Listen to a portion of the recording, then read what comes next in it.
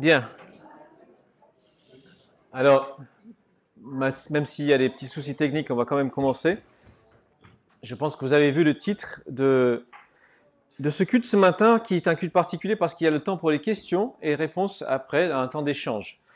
Un culte qu'on appelle en question. Peut-on faire confiance à la Bible? Donc si vous avez des questions, notez-les. On va essayer de traiter un maximum après. La Bible, comme on le sait, prétend être une histoire vraie. Si on compare aux mythes grecs et romains, eux, ils n'avaient aucune prétention à la vérité. C'était pas une question importante pour eux. Ils s'en fichaient en fait si c'était vrai ou pas, ces histoires de légendes grecques, etc. Mais pour les chrétiens, c'est très important. Nous disons que Jésus-Christ est réellement Fils de Dieu, incarné et réellement ressuscité. On parle d'une foi historique. Et voilà, je vais devoir être attentive, Myriam. Et c'est vraiment quelque chose qui est au cœur de la foi chrétienne. L'apôtre Paul dit que si Christ n'est pas ressuscité, notre foi ne sert à rien. Citation suivante, même chapitre 15. Donc, c'est-à-dire que si le récit biblique n'est pas objectivement vrai, c'est inutile d'être dans cette pièce ce matin. Et dans l'ensemble de la Bible, environ 3800 fois, Dieu dit que c'est lui qui parle, sous différentes formules, ainsi déclare l'Éternel, Dieu dit, etc., par Dieu, voilà. Donc, il y a une prétention énorme dans ce livre à être parole de Dieu. Donc, on doit considérer avec sérieux cette prétention. Cependant, je pense qu'il ne serait pas étonnant si on trouvait que plus que la moitié des Français ne trouvent pas que la Bible soit digne de confiance. Il y a beaucoup de livres très populaires qui remettent en question, voilà, n'est pas un livre sacré, la Bible démasquée, les contradictions, etc. Beaucoup pensent que la Bible, ça contient des histoires intéressantes, mais aussi des légendes, des inventions. Elle a été écrite par des hommes d'une autre culture, voilà, très différente. Elle est très humaine. Est-ce qu'elle peut en même temps être divine?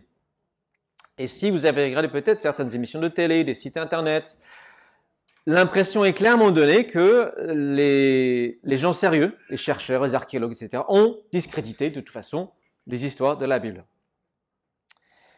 Alors je pense qu'il ne faut jamais sous-estimer une chose, c'est qu'en tant qu'être humain, nous ne voulons pas qu'une vérité soit figée, parce que ça nous arrange beaucoup plus que la vérité soit souple, mobile, qu'elle s'adapte à nous, plutôt que le contraire. Donc, voilà, on n'aime pas trop cette contrainte de dire qu'une parole peut venir de Dieu et qu'elle soit pour tous les temps.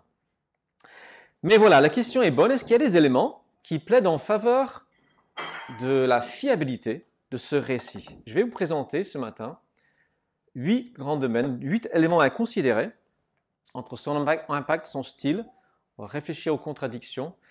Il y a peut-être une science cachée dans la Bible. On va passer un peu de temps sur l'archéologie, la transmission des manuscrits. Et puis on terminera sur cette idée que c'est un livre de témoignages qui a toujours un impact qui transforme les vies. Donc d'abord, son impact. Alors juste quelques statistiques. C'est le livre le plus traduit de tous les temps, de très loin. Plus de 3000 langues en au moins un livre biblique. Plus de 2000 en tout le Nouveau Testament et environ 700 en toute la Bible. Quel est le deuxième? Alors, Cocorico, c'est un petit roman français qui s'appelle Le Petit Prince. Voilà, 380 langues environ. 10 fois moins. Et puis le nombre de copies. On estime à 6 milliards de copies d'exemplaires de la Bible dans le monde. Presque un par personne dans le monde. C'est sans compter aussi le numérique, parce qu'aujourd'hui c'est sur le téléphone. Et aussi le fait que c'est un livre... C'est un livre interdit dans plusieurs pays. Mais, quel succès! Le roman le plus proche, Don Quichotte. 500 millions d'exemplaires vendus. Et le monde continue à consommer des Bibles à un rythme frénétique, on peut dire. Alors, bien sûr, ce n'est pas une preuve de véracité, mais c'est quand même à prendre en compte en réfléchissant au sujet. On passe maintenant aux choses plus concrètes. Le style. Pour moi, c'est un des éléments les plus importants en faveur de sa fiabilité. C'est le contraste énorme entre la Bible et tous les écrits de l'Antiquité. Si vous lisez un peu la littérature ancienne, ce qui m'étonnerait, vous verrez que tous les dirigeants des autres pays autour ne parlaient jamais de leurs défaites ou de leurs défauts, mais uniquement de leur victoire et de leur gloire. Alors la Bible parle bien sûr des victoires des Israélites, mais beaucoup plus même de leurs défaites, et constamment de leurs défauts. Elle n'essaie jamais de dresser un portrait trop élogieux des héros bibliques. Et si on prend les deux rois les plus glorieux, David et Salomon, ils sont décrits comme des hommes comme nous qui ont commis des erreurs parfois graves. Le roi David qui commet l'adultère et ça conduit au déchirement du royaume. Salomon, pareil, des problèmes avec les femmes et la conséquence, c'est la division du royaume de Dieu. Ce sont vraiment des héros au pied d'argile, comme on dit, c'est une expression biblique. Et ce sont parmi les meilleurs. C'est vrai aussi pour les prêtres, pour tout le monde. Vérité crue sur les personnes. C'est d'un réalisme flagrant. Les disciples de Jésus, c'est la même chose. Ils sont dépeints dans toute leur faiblesse. Si les fondateurs de l'Église avaient voulu se donner une bonne image pour la postérité, c'est complètement raté. On a un Pierre qui multiplie les bourdes. Jésus doit constamment le remettre à sa place, etc. S'il y avait tentative de manipulation, on l'a dit plusieurs fois ici, ils n'auraient jamais mis dans les évangiles que les premiers témoins de la résurrection étaient des femmes, dont le témoignage à l'époque était considéré comme irrécevable. Donc, réalisme énorme qui contraste de manière flagrante avec la littérature de l'époque. Maintenant, chapitre 3, les contradictions. Pour certaines parties de la Bible, on a deux récits légèrement différents, des points de vue un peu différents. Alors, le cas le plus flagrant, bien sûr, c'est les évangiles. On a 4 versions de la même histoire, où 3 sont très similaires, Matthieu, Marc et Luc. Les synoptiques, comme on dit. Et les sceptiques aiment bien dire que ces récits se contredisent. Alors, un exemple que vous pouvez lire sur Internet. Dans le récit de la résurrection de Jésus, Matthieu dit qu'il y a un tremblement de terre. Les 3 autres ne le mentionnent pas. Et donc, certains crient, il y a contradiction. C'est quand même mal comprendre la nature d'un récit ou d'un témoignage parce que tout le monde ne donne pas les mêmes détails quand il témoigne ou quand il souligne ce qui est important dans un événement. Si tout était identique, que diraient les sceptiques? Ils se sont juste copiés les uns les autres. Ça ne sert à rien. À quoi bon avoir 4 récits identiques? S'ils étaient tous identiques, on dirait, non, c'est l'Église qui a tout corrigé après, pour que ce soit uniforme. Donc, ce serait toujours le scepticisme. Peut-être que vous ne le savez pas. Quand le Titanic a coulé, il y avait des centaines de témoins oculaires. Certains ont dit que le bateau s'est cassé en deux en s'enfonçant sous la mer. D'autres ont dit non, il est resté entier. Contradiction énorme. Pourtant, ils ont tous vu le Titanic couler. L'important, c'est quoi? C'est qu'il a coulé. Voilà, certains vont repérer certains détails et d'autres non. Pour ce que certains disent contradiction, il y a explication simple. Par exemple, on dit il y a les deux généalogies de Jésus dans Matthieu et Luc se contredisent. Alors, en fait, c'est simple. Matthieu écrit la naissance de Jésus de la perspective de Joseph, et Luc, qui dans son récit met constamment en avant les femmes, de la perspective de Marie. Donc on a la généalogie de Joseph et la généalogie de Marie. Petit détail, il ne dit pas que Marie est le père, évidemment, la mère de Jésus, parce qu'il suit la généalogie du père. Donc il ne peut pas mettre Marie dans sa généalogie, donc elle passe finalement à travers un homme. Et ça se voit dans le grec par une petite particule ou un élément de la grammaire grecque qui montre que c'est au féminin et qui ne passe pas en français. Donc, je me trompe de page. Les contradictions,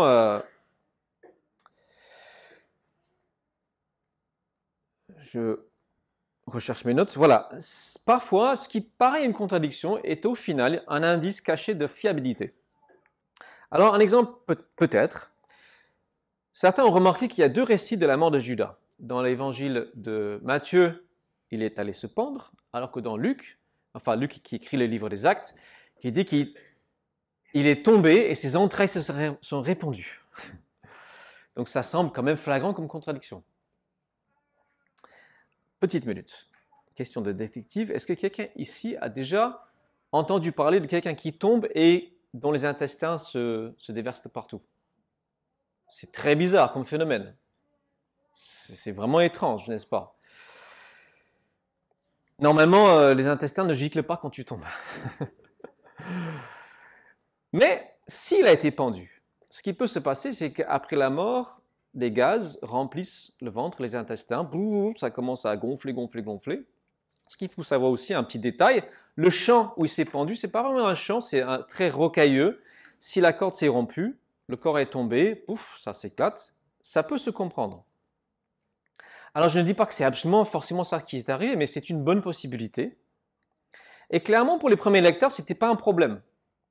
L'Église n'a jamais tenté de synthétiser, corriger ça. Peut-être que Luc présumait que les lecteurs savaient très bien ce qui s'était passé et il était plus dans le détail en tant que médecin, un peu médecin légiste, comme il était médecin, c'est ça qui l'intéressait. Et en fait, il existe des livres entiers. Je teste quand même, non, ça ne marche toujours pas. Des livres entiers qui vont donner des explications très souvent très convaincantes de ce qu'on appelle contradiction dans la Bible. Alors, je ne sais pas s'il existe en français. Ça, c'est en anglais. Alors, il y a aussi certaines contradictions, c'est surtout dans ce qui est des chiffres qui sont parfois le résultat d'erreurs de copistes. On va parler de ça tout à l'heure. D'autres, c'est le style différent, le contexte qu'on ne connaît plus, etc.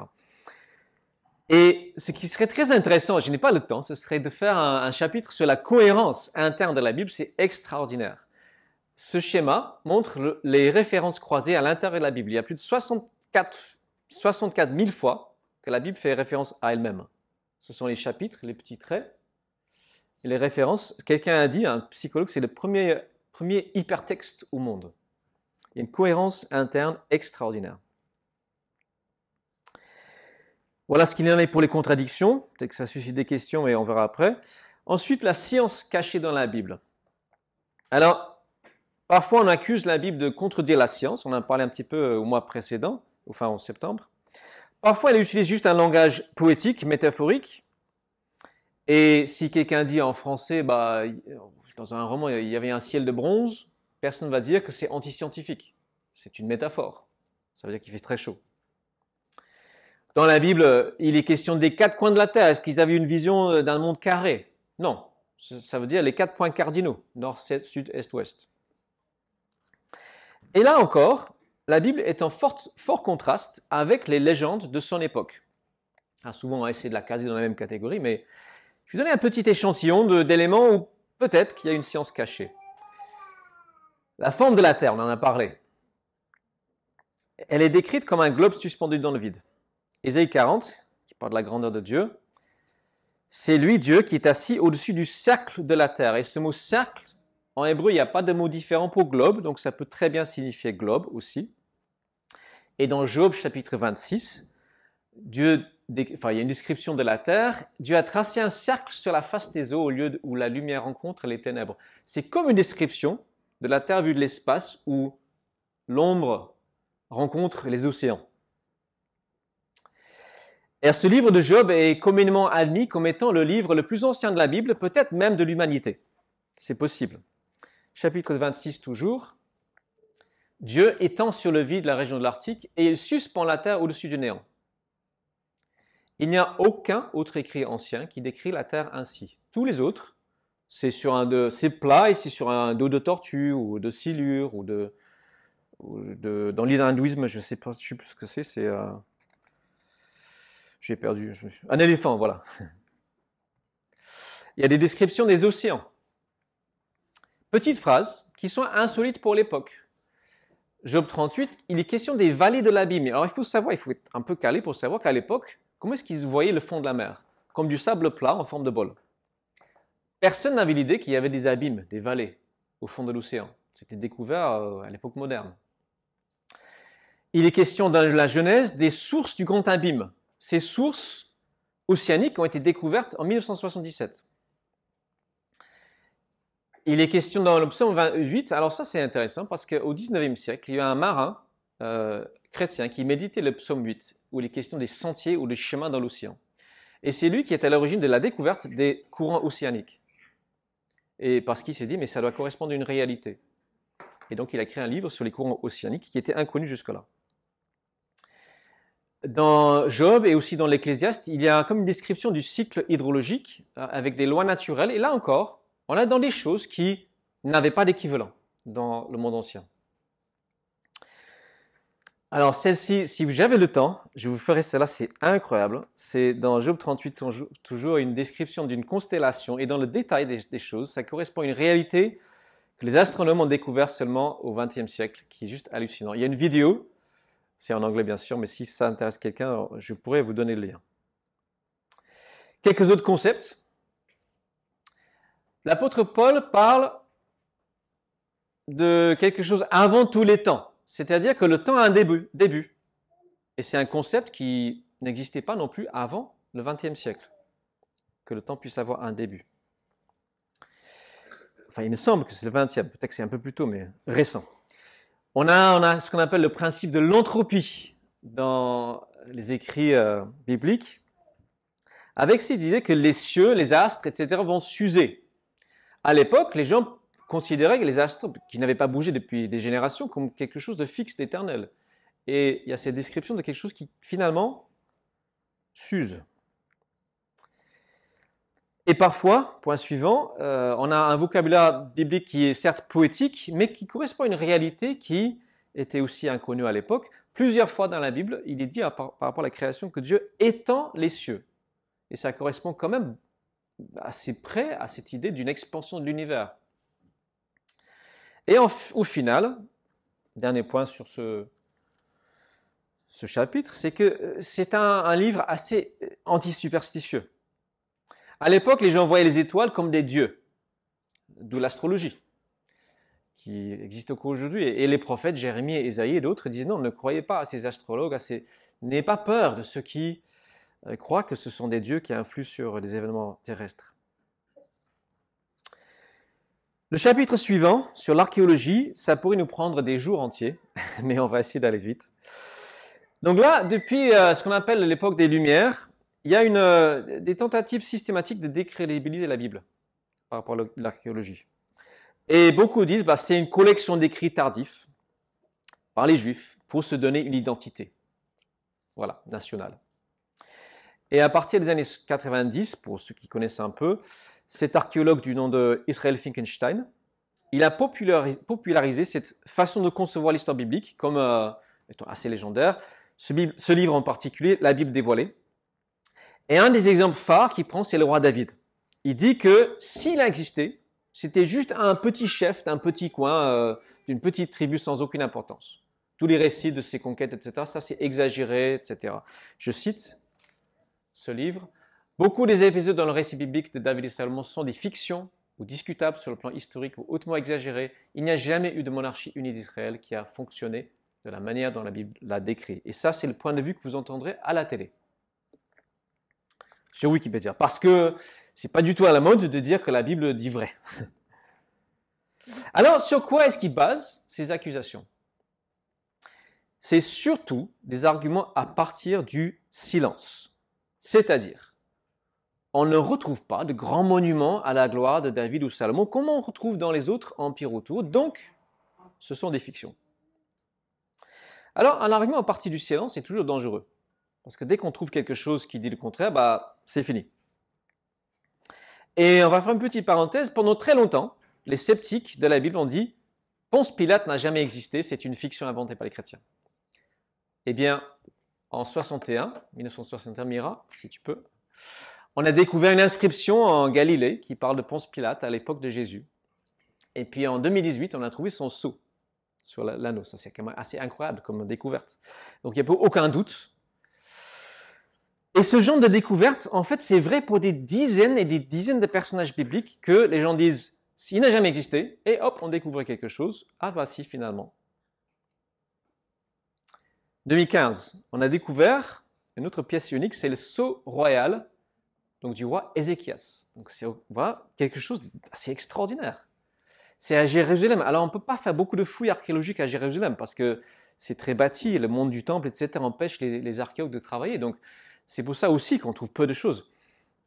Mais ça, c'est juste merveilleux. Ça me sidère. Et encore plus, dans le même lot de ces mêmes fouilles, un autre sceau qui est probablement du prophète Ésaïe. Il manque juste la dernière lettre du mot prophète, c'est Ésaïe prophète.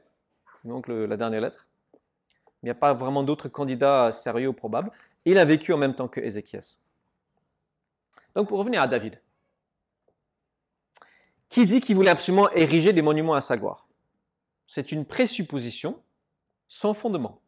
Et si on lit l'histoire biblique, on voit un David qui est beaucoup plus préoccupé par la guerre et par la composition de cantiques que par la construction de monuments à sa gloire. Et même quand il demande à construire le temple, Dieu dit non, ce sera ton fils.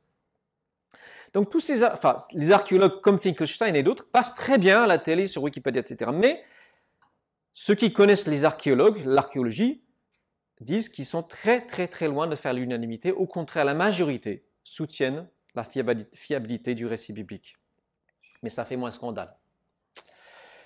Donc, pour donner quelques preuves, voilà, en 93 a été découvert une stèle, donc c'est une inscription, qui était inscrite par le roi Hazaël. C'est un roi araméen, donc royaume à côté, qui a combattu le roi Joram d'Israël, et ça se lit dans la Bible de Rois chapitre 8.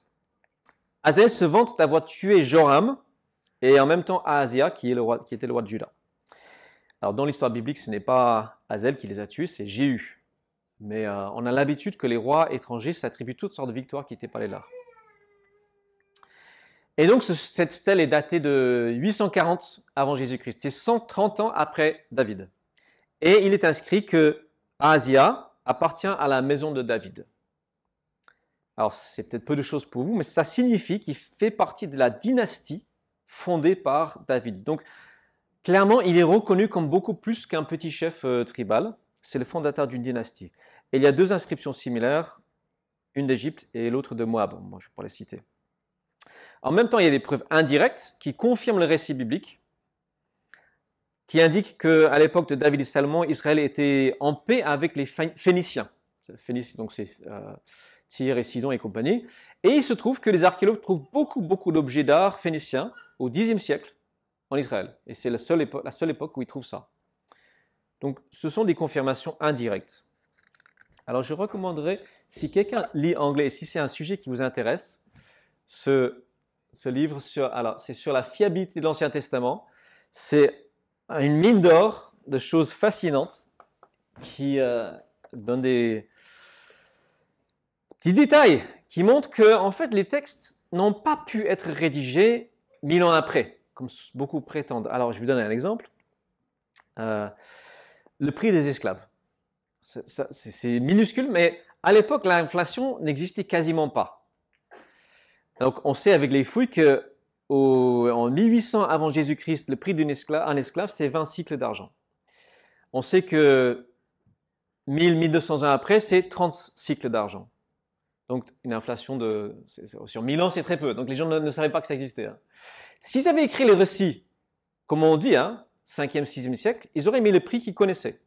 Sauf que le prix est le prix de l'époque, 1000 ans avant, 20 cycles d'argent. Donc des petites choses comme ça qui paraissent anodines, mais qui vont toujours dans ce sens de la confirmation des écrits. Alors, beaucoup ont critiqué le règne de Salomon en disant que c'est du fantastique, c'est beaucoup exagéré. La quantité d'or, c'est pas possible. Alors cet archéologue, Kitchen, il a fait des calculs. Suivant, voilà, le faste de Salomon. Il a calculé qu'à la fin du règne de Salomon, si on additionne les chiffres bibliques, il aurait 500 tonnes d'or. Est-ce que ça paraît beaucoup, 500 tonnes? Ça paraît pas mal, hein? Ça paraît une bonne quantité d'or. 500. Alors, ça paraît beaucoup, mais le roi Alexandre le Grand, quelques siècles après, a pillé la capitale de l'Empire perse. Il a pris 1880 tonnes d'or. 1180, excusez-moi, tonnes d'or. Et ça, on le sait. Et on estime que dans l'Empire perse, il y avait au moins 7000 tonnes d'or. Donc 500, ça paraît du coup raisonnable, n'est-ce pas? Pas si exagéré que ça. Et la Bible dit que Salomon a créé une flotte de bateaux pour chercher de l'or en Ophir, 1 Roi chapitre 9. Et pendant très longtemps, les sceptiques disaient ce pays-là n'existe pas, c'est un mythe. Mais on a trouvé récemment un petit ostracon, c'est un petit bout de poterie, donc c'est du 8e siècle avant Jésus-Christ. Il est inscrit hors d'Ophir pour Beth-Horon. Ça, c'est une ville en Israël. Hein. Et en fait, il a fallu 70 ans pour déchiffrer ce qui est écrit dessus. Et maintenant, plus personne ne peut dire que Ophir est une légende. On a la preuve sous nos yeux. C'est juste qu'il est difficile à localiser. On ne sait pas exactement où est-ce qu'il était. Il y a plusieurs candidats. Le meilleur, c'est peut-être le sud de la péninsule arabique, en l'actuel Yémen. Parce que là, il y a des mines d'or depuis bien des siècles et aussi une route commerciale qui est reliée à l'Égypte depuis plus de 4000 ans. Mais ça ne doit pas nous étonner qu'il soit impossible d'identifier tous les noms 3000 ans après les événements. Ce serait quand même extraordinaire si on arrivait à le faire. Et il y a d'autres écritures qu'on a du mal à déchiffrer. Alors là, on est vraiment très très récent. 2012, ce petit ostracon est découvert à Jérusalem. Et les paléographes, donc les experts en écriture ancienne, n'ont pas réussi jusqu'à cette année, 2023. Ah, j'ai oublié le 2 au début. 2023, avec cet archéologue Van Stub. Il a découvert que ces lettres, qui ont une forme très insolite, venaient du sud de la péninsule arabique, ce qui est l'actuel Yémen. C'est du sabéen, de Saba. Et de quoi est-ce qu'il est question? C'était un vase qui contenait une huile provenant d'un buisson qui pousse dans cette région au sud de l'Arabie Saoudite, voilà, péninsule arabique, de la région de Saba. Donc c'est de la région d'où venait la reine de Saba, dont il est question dans la Bible, qui venait voir Salomon, etc. Et donc ça fait la une de certains journaux en Israël, pas ici bien sûr, c'est pas connu.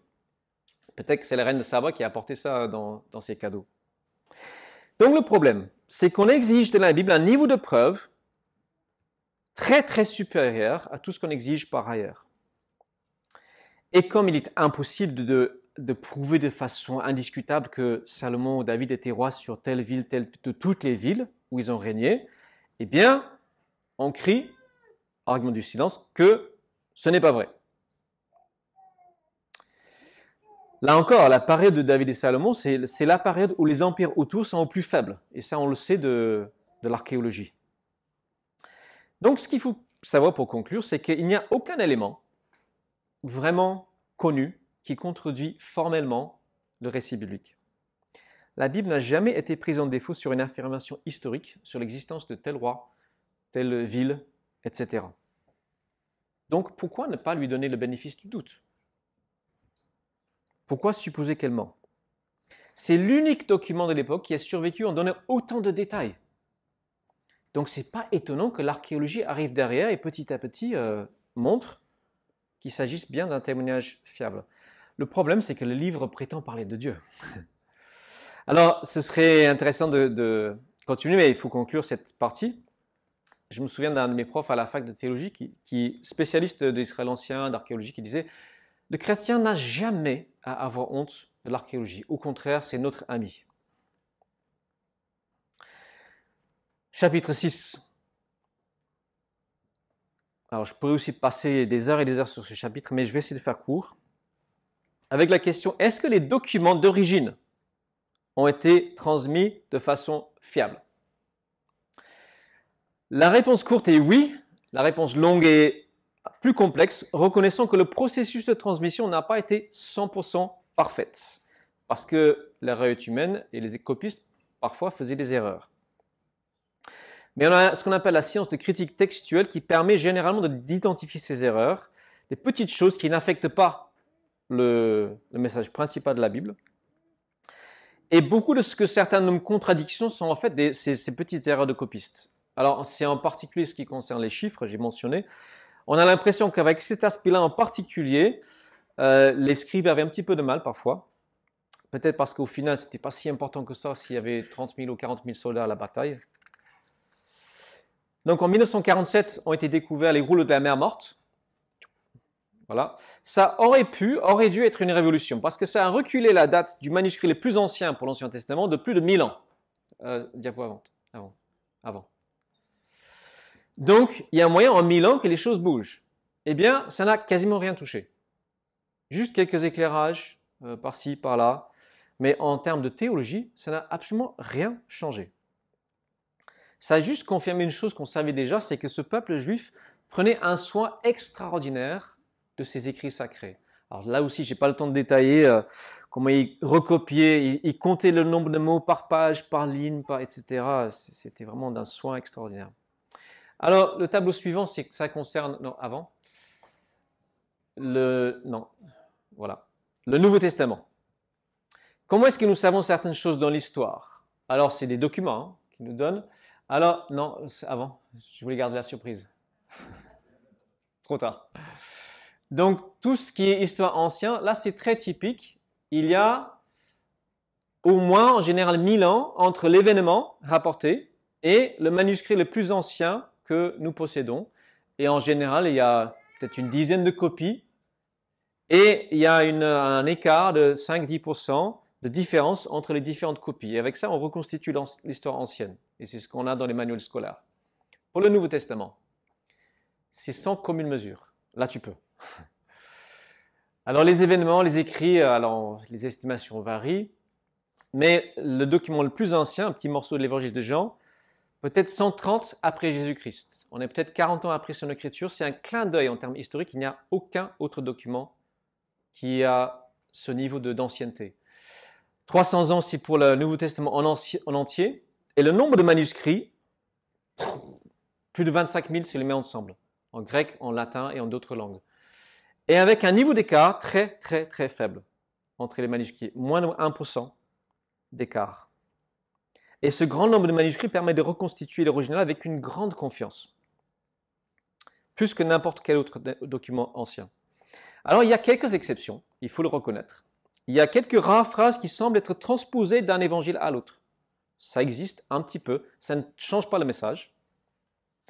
Il y a peut-être une exception notable que je signale, c'est la fin de l'évangile de Marc, puisque les documents les plus anciens, plus fiables, se terminent avec les femmes qui se rendent au tombeau et puis qui découvrent qu'il est vide et puis elles s'enfuient en courant.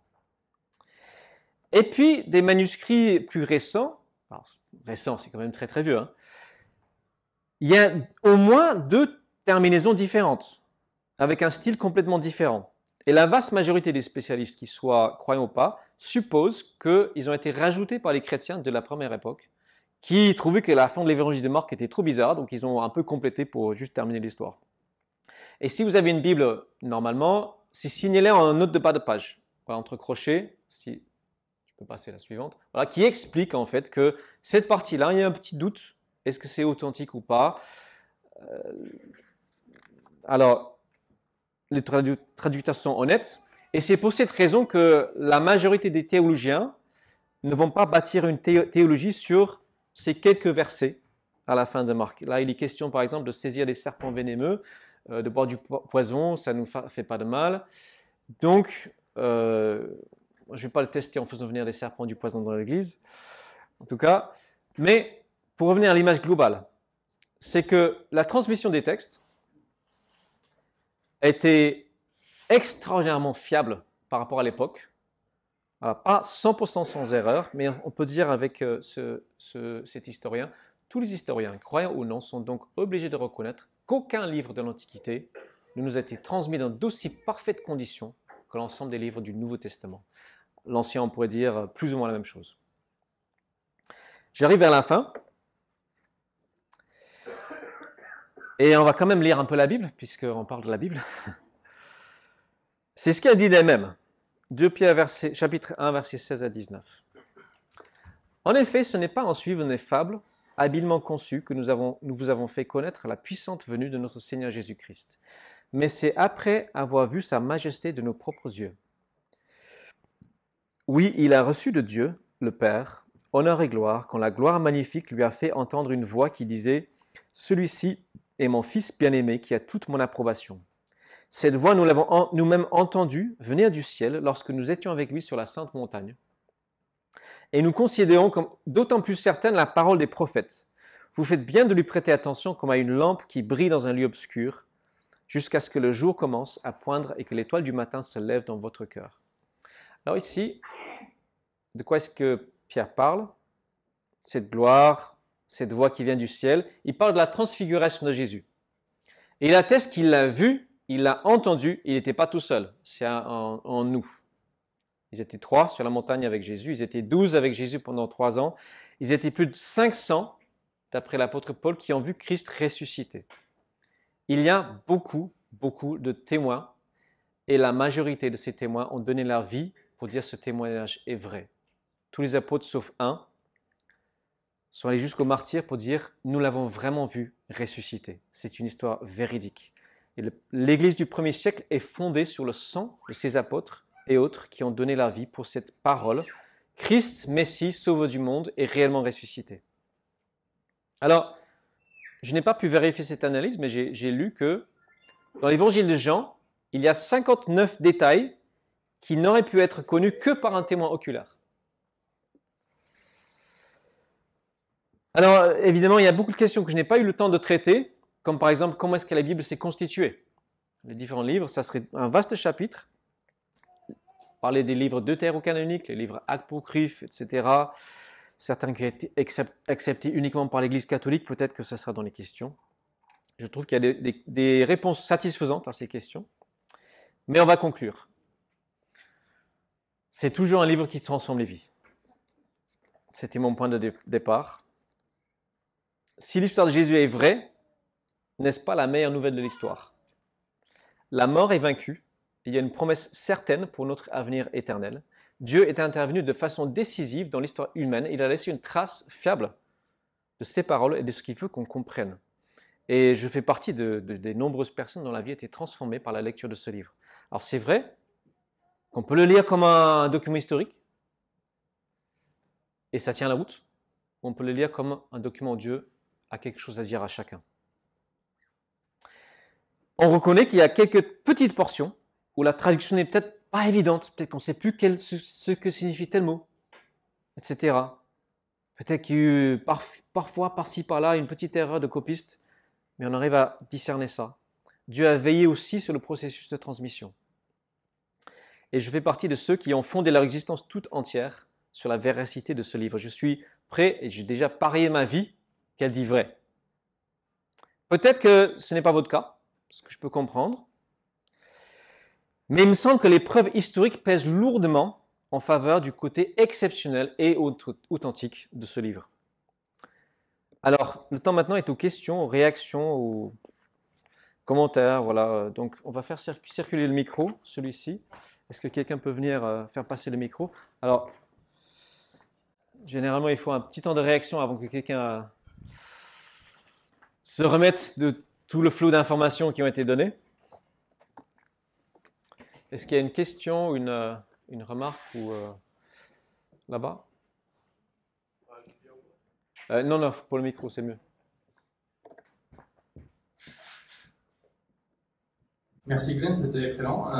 Une question, pourquoi a-t-on une vingtaine de traductions en français et comment choisir la bonne? Alors, la traduction n'est pas une science exacte. En gros, ça va du plus littéral, donc qui essaie de se coller le plus près à l'original, au plus fluide, français courant. Parce que si certaines expressions, si on les traduit littéralement, n'ont plus de sens en français. Alors, j'ai pas l'exemple en tête, mais le langage est rempli de métaphores. Et certaines métaphores parlaient dans l'Antiquité et aujourd'hui ne parlent plus. Donc, il faut les changer. Donc, c'est simplement une question d'aisance de compréhension. Donc pour moi, c'est bon de lire différentes traductions pour essayer de voir la vue la plus large possible. Parfois, c'est bon d'aller au sens littéral, qu'est-ce qui a vraiment été dit plus proche de l'original. Et parfois, c'est bon, surtout pour une lecture où on n'est pas dans le mode étude, juste Seigneur parle-moi, une traduction plutôt courant, langage très moderne. Hein. Voilà. Je ne sais pas si ça répond. Ok. Y a-t-il d'autres réactions, questions? Allez-y, hein, c'est le moment. Au fond, Isabelle? Oui, bonjour à tous. Moi, c'est une petite remarque. Quand tu as parlé des courants marins, et tu as dit que c'était une découverte en 1900... Au 19e, c'est ce que j'ai lu en tout cas. Ouais. Et donc en fait... Enfin, précisément, hein, pas le fait qu'on puisse naviguer et aller dans tel endroit. Je veux dire précisément. Je comprends pas. C'est-à-dire que on savait dans l'Antiquité que si tu vas dans tel endroit, tu vas être emporté dans tel autre endroit. Oui. Mais on savait pas comment ça fonctionnait et la notion de courant n'existait pas. Voilà.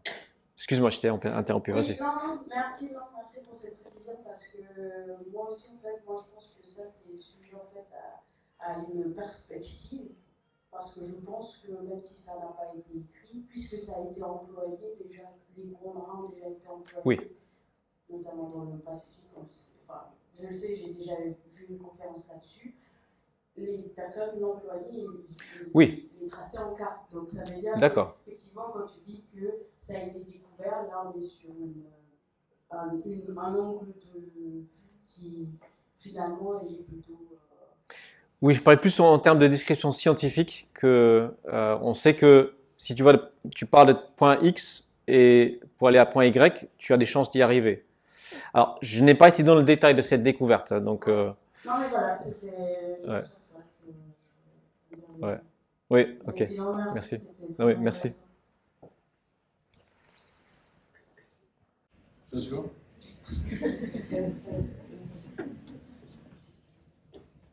Une question.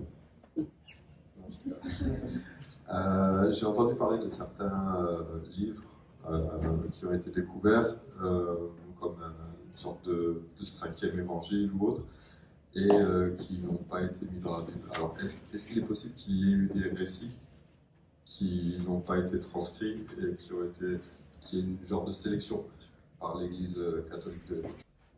Ouais, c'est une bonne question. Donc ça, c'est ce qu'on appelle la formation du canon. Comment ça se fait qu'on a les livres qu'on a dans la Bible et pas d'autres? Alors, il y avait 3 critères, en gros, pour qu'un évangile soit considéré comme authentique.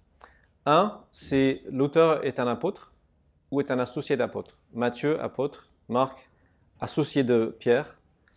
Luc, associé de Paul. Et Jean, apôtre. Il y a eu, donc ça c'est la première chose, qu'il y a eu donc l'auteur apôtre ou associé d'apôtre, c'était quand même un gage d'authenticité. Dans les siècles qui ont suivi, pendant 2-3 siècles, il y avait des gens qui écrivaient sous un pseudonyme. Par exemple, l'évangile de Thomas, l'évangile de Marie, je crois, pour se donner une autorité. Mais tous ces écrits-là datent d'au moins le 2e siècle. Donc on est au moins 100 ans après les événements. Donc c'est comme si quelqu'un aujourd'hui prétendait écrire une biographie de Napoléon en étant ami avec Napoléon. C'est-à-dire que personne ne le croirait vraiment. Aujourd'hui, tu peux faire ça, mais ce serait un roman. Donc déjà, dès le départ, ces évangiles n'étaient pas considérés comme étant authentiques ou fiables. Et si on lit dans le détail de ce qu'ils écrivent, c'est très très différent. C'est ce qu'on appelle le courant gnostique, qui est l'idée que si tu as une connaissance mystique, tu peux être sauvé. Par exemple, dans le 26 Codes, il est question de ces évangiles-là. Et il fait très attention quelle partie il cite, parce qu'il y a une partie où Jésus dit je crois que c'est Marie de Magdala, si tu deviens un homme, tu peux être sauvé. Donc, ce qui n'est pas du tout dans la pensée des évangiles. Donc, ils n'ont jamais été acceptés par l'Église et ils se sont très peu répandus parce que l'Église ne les croyait pas. Donc, c'est pas une question à un moment donné, l'Église a dit stop. C'est que petit à petit, il y a une reconnaissance et surtout par le recopiage en fait. C'est-à-dire qu'on a des milliers d'exemples des 4 évangiles et très peu des apocryphes parce que ils ne faisaient pas autorité. Donc, les gens ne les acceptaient pas. Non, c'était les cheveux. Attention à ne pas vous caresser les cheveux, sinon je crois que vous avez une question. T'as bien fini? T'as dit à 3... Ah oui, les critères. Donc c'est l'auteur, apostolique ou associé, première génération des croyants, deuxièmement. Et troisièmement, en fait, c'est une reconnaissance très très tôt par même les pères de l'Église, parce que tous les évangiles sont cités au 2e, 3e siècle abondamment par les pères de l'Église. Donc l'Église, dans son ensemble, a rapidement reconnu que ces écrits faisaient autorité, ce qui n'est pas le cas des autres exemples. Voilà, ce sont les 3 critères. Oui, Lorraine, tiens, tu es là. Plaisir de te voir. Comment on fait face, par exemple, aux faits historiques qu'on trouve, par exemple, dans les livres prophétiques? Parce qu'en fait, ça parle des événements qui vont arriver, par exemple, dans Daniel. Oui. Et ça invoque une question sur les dates de ces écrits. Oui, alors je n'ai pas le détail là-dessus, mais effectivement, les sceptiques vont dire que le livre de Daniel date du 2e siècle avant Jésus-Christ, parce qu'il décrit dans le détail des événements qui ont lieu au 2e, 3e siècle avant Jésus-Christ. Donc, en fait, c'est en partant d'un présupposé qu'il ne peut pas prophétiser avec autant de détails. Il n'y a pas d'autre raison de dire que c'est un écrit du 2e siècle. Et au contraire, il y a des indices qui indiquent que c'est beaucoup plus ancien que ça, qu'il y a une connaissance de l'Empire perse et des Perses qu'il n'aurait pas pu avoir 4 siècles plus tard. Donc, pour quelqu'un qui croit que Dieu n'a pas de problème à prédire l'avenir, c'est pas un problème. C'est si tu ne crois pas à la base que c'est un problème, tu vas pas croire à ça. Ça répond?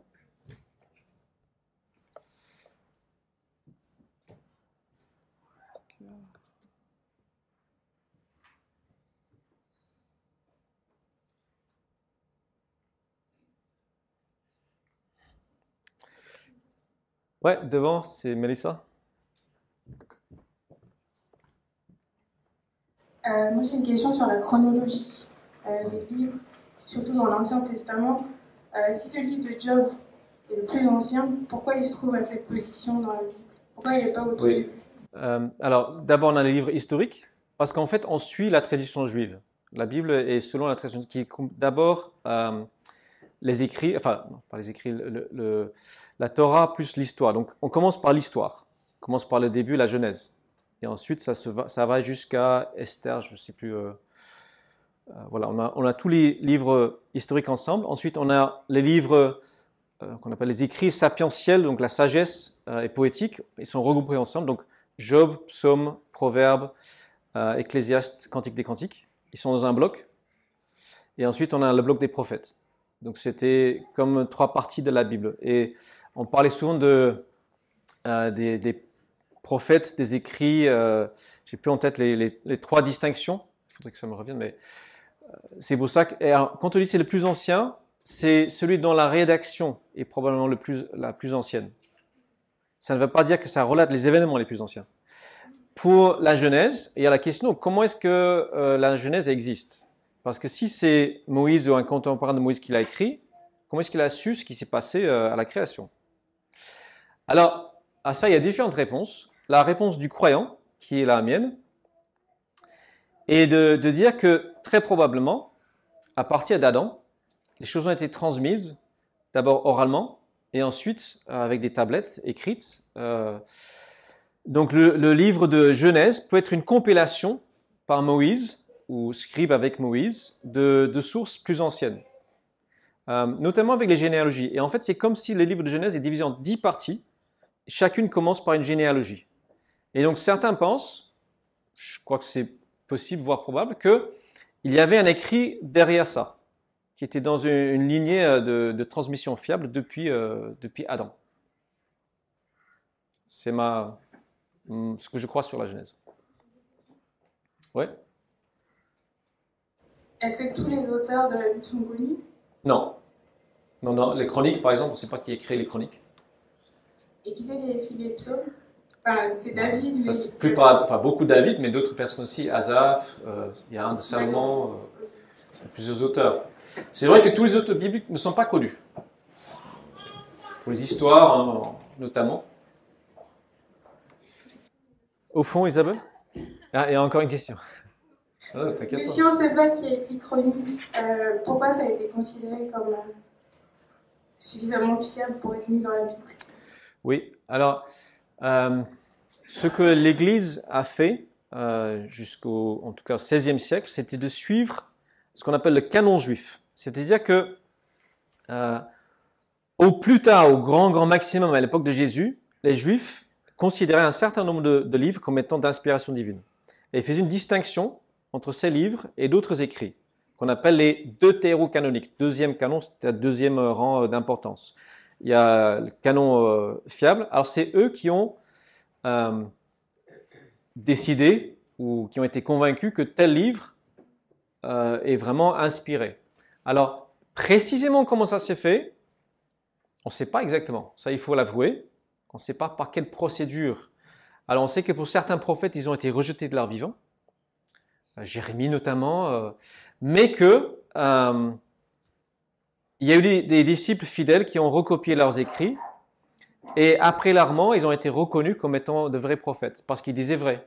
parce que Jérémie a prédit la chute de Jérusalem. C'est pour ça qu'il était jeté en prison, parce que personne ne voulait croire que la catastrophe allait venir. Donc il était le plus impopulaire des habitants de Juda. Mais post-événement, on a dit, ah bah tiens, finalement c'est vrai, c'était un vrai prophète. Alors, personnellement, ça ne me pose pas de problème de ne pas savoir exactement qui a écrit. J'ai une confiance globale que ce processus, parce que dans Romains chapitre 1, Paul dit que Dieu a confié au peuple juif ces paroles. Donc ils ont eu un soin très très particulier de cette parole. Ils ont eu quand même un discernement. Et en fait, même dans l'Ancien Testament, il est quelque part prophétisé qu'il y aura un temps de silence, qu'il y aurait la fin des prophètes. Et donc, dans les écrits du 2e, 3e siècle avant Jésus-Christ, donc entre la fin de l'Ancien Testament et l'arrivée du Nouveau, ils écrivent comme si, maintenant, on sait que c'est fini. Voilà. Il y avait une question aussi derrière ? Pourquoi Jésus n'a pas-il fait écrire les évangiles du Nouveau Testament? C'est bien qu'il y ait quelqu'un d'autre répondre. 200 vécus. Oui, donc voilà. Pourquoi Jésus n'a pas écrit? Sachant que David a écrit des psaumes, enfin, il y a quand même des personnalités importantes de l'Ancien Testament qui ont écrit. Pourquoi Jésus, lui, n'a-t-il pas fait écrire le Nouveau Testament de son vivant? Bonne question. Est-ce que quelqu'un a une réponse à proposer? Là-bas, Denis? Voilà. Ça, c'est pas que moi qui parle.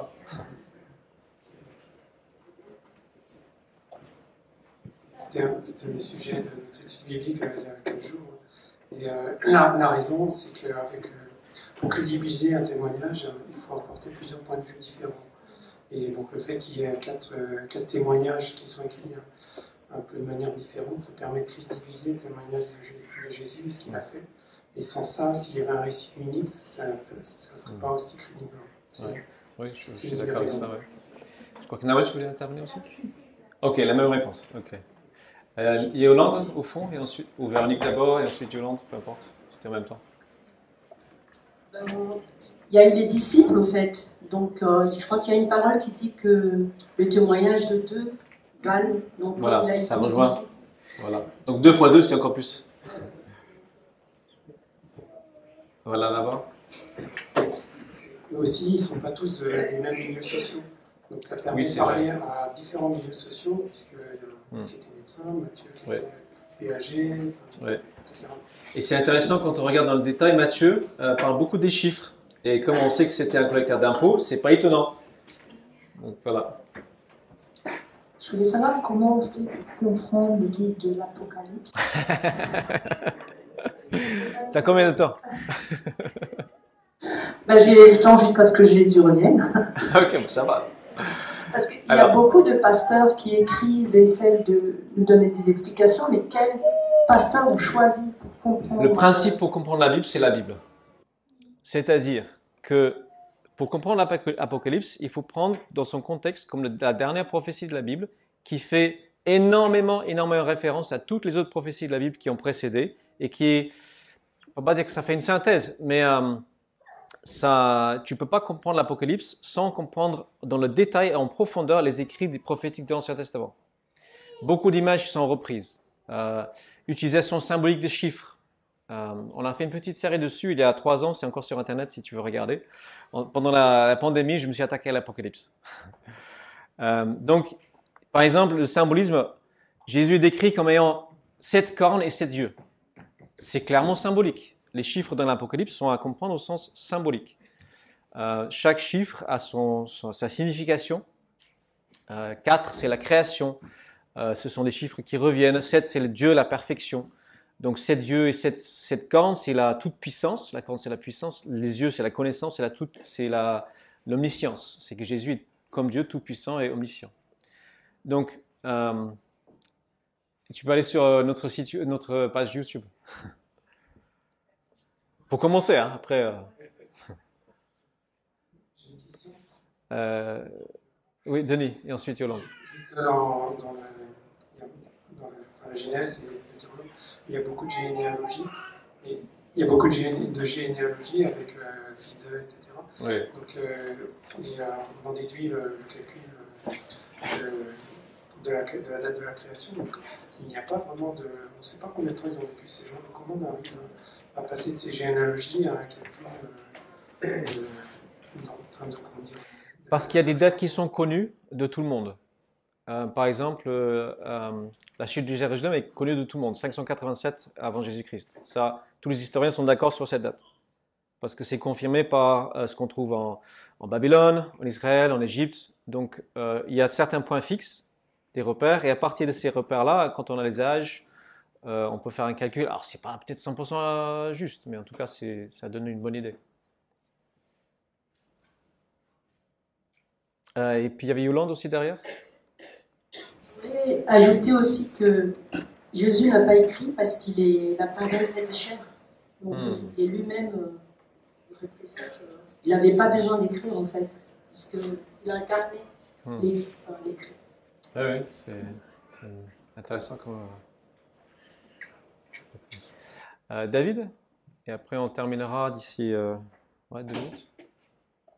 Tu as parlé de la fidélité dans la retranscription des textes, comme on avait un certain pourcentage. Il y a certains qui poussent assez loin en disant qu'il y a un code secret caché dans la Bible qui pourrait prédire pas mal de choses.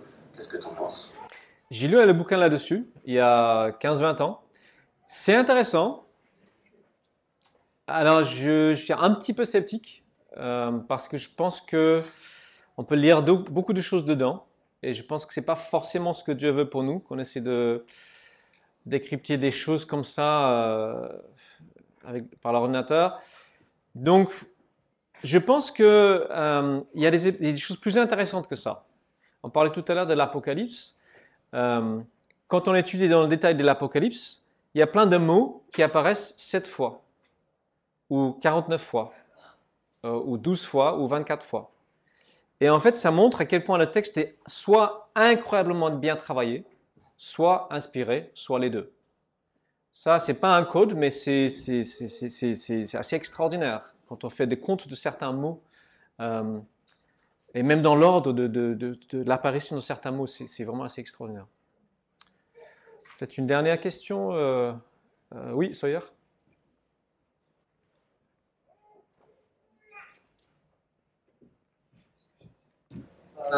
Tu as parlé des 3 critères pour ajouter un livre à la Bible. Reconnaître, pas rajouter. Mais est-ce que on est sûr que tous les livres qui sont dans la Bible actuellement sont fiables? Alors, c'est un peu l'ensemble de ce que j'ai dit. Si on prend alors, disons que c'est plus simple pour le Nouveau Testament qui est plus proche de nous dans le temps et aussi dans la culture. Pour le Nouveau, il y a encore eu quelques débats dans les premiers temps de l'Église. Par exemple, est-ce que, je ne sais plus si c'était 2 Pierre ou une des lettres, ou Jude, est-ce que vraiment c'est un livre inspiré? Ces débats ont été résolus au 3e, 4e siècle. Alors, pour savoir si c'est inspiré, en fait, je pense qu'au final, c'est là où on arrive à la foi. Parce que je ne peux pas prouver que Dieu a dit. On ne peut pas prouver que 100% de ce qui est raconté est réellement arrivé. Ça ne peut jamais arriver. On ne pourra jamais. Parce que jamais on ne fera des fouilles archéologiques assez profondes pour dire, voilà, on a trouvé 100% des 4000 noms qu'on trouve dans la Bible. C'est juste impossible.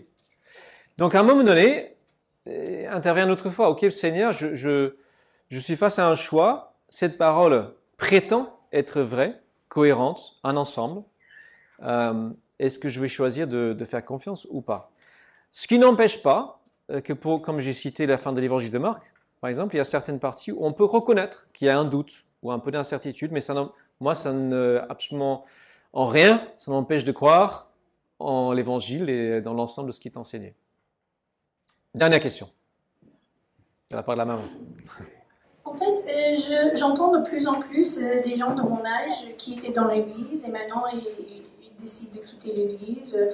En fait, ils ont beaucoup de doutes dans la Bible et merci beaucoup pour nous avoir donné un peu plus d'idées que nous aussi on peut avoir confiance. Mais ils ont des questions comme la Bible était, en fait, les critères étaient décidés par un groupe d'hommes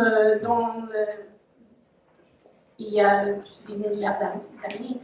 Comment on pourrait faire face dans cette société avec les gens qui sont, ils ont beaucoup de doutes, par exemple dans l'autorité, pas juste dans la Bible, mais le fait que c'était décidé par un groupe d'hommes, par exemple. Oui, alors j'ai rencontré ça, je pense qu'il y a plusieurs manières. Un, s'inscrire dans les cours de théologie à la fac, pour avoir plus de billes, plus d'arguments. Mais bon, un des problèmes, c'est qu'aujourd'hui sur Internet, on peut lire vraiment absolument tout et n'importe quoi. Et la plupart, soit dans le sens sceptique. Donc quelqu'un qui fait une recherche, il va tomber tout de suite sur les choses les plus sceptiques. Donc il va lire ça et sa pensée ensuite, avec les algorithmes de Internet, il va orienter vers tout ce qui est sceptique. Je pense que c'est à nous de donner aussi des outils comme, alors, des livres comme celui-ci. Je vous avoue, c'est un pavé, moi j'ai pas tout lu, hein, parce que c'est. Mais quelqu'un qui est sérieusement intéressé, il y a vraiment des réponses à ces questions. Pas 100% des questions, mais une bonne partie des questions trouvent une bonne réponse. Donc je pense qu'il faut encourager les gens qu'on essaie de trouver des livres qui répondent à ces questions-là et qu'on partage cette vidéo. S'il y a vidéo, je ne sais pas si Robert, s'il y a vidéo aujourd'hui, en tout cas il y a enregistrement. Et puis c'est notre vie qui doit convaincre, notre vie de tous les jours. Si nous disons que cette parole est vraie, nous devons vivre comme si elle était vraiment vraie. Sur ce, je propose de terminer. Allez, la dernière, Edouard. Excellent. Mais il faut que tu cours vers le micro. Je parle fort. Ok, parle fort. C'est juste une remarque par rapport à ça. Il ne faut pas oublier, si on remonte sur les chiffres d'avant, sur le nombre d'années, depuis quand on a les textes de la Bible, le nombre de personnes qui ont eu accès, le nombre d'églises, le nombre de conseils de pasteurs, le nombre de croyants qui l'ont lu dans 6000, je ne sais pas combien de langues. C'est pas juste que quelques personnes ont décidé un jour que des hommes dans une salle de décider on la compose comme ça, mais c'est que c'est un choix qui a aussi été soumis à l'épreuve du temps, soumis à l'épreuve des gens, soumis à l'épreuve de lecture de milliards et de milliards et de milliards et de milliards de chrétiens, et qu'aujourd'hui encore, c'est un livre qui fait l'unanimité parce qu'elle est vivante et parce qu'elle a un effet et parce qu'elle est testée et creusée et mise à l'épreuve depuis des centaines et des centaines et des centaines d'années, qu'elle est toujours là et qu'elle est toujours la Bible et qu'elle est toujours composée comme ça. Donc c'est juste une méthode. Merci beaucoup. Super. J'invite l'équipe de louange à revenir.